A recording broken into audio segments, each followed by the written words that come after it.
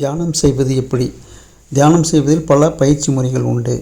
சாதாரணமாக உட்கார்ந்து கொண்டு கண்களை திறந்து ஒரு மையப்புள்ளியில் மனதை வைக்க வேண்டும், உற்று நோக்க வேண்டும். பின்பு கண்களை மூடிக்கொண்டு ஒரு 20 செகண்டு மூக்கு நுனியில் மனதை வைக்க வேண்டும். அதற்கப்புறம் கண்களை திறந்து புருவ மத்தியில் மனதை வைக்க வேண்டும். இது 20 செகண்டு. போக போக டைம் அதிகரிக்கலாம். ஒரே புள்ளியில் வைக்க வேண்டும். இதுபோல் நிறைய பயிற்சி முறைகள் உண்டு. மாவீரன் நெப்போலியன் போனபர்ட்டே போர்க்களத்தின் நடுவே உறங்கவும் எதிரிகளை திட்டமிட்டு முன்கூட்டியே வெற்றி பெறும் யோகியின் ஆற்றலை பெற்றிருந்தார். விஞ்ஞானிகளின் விஞ்ஞானி ஐன்ஸ்டீன் அவருடைய அறிவியல் கண்டுபிடிப்புக்கு காரணம் தியானம் என்று கூறியுள்ளார்.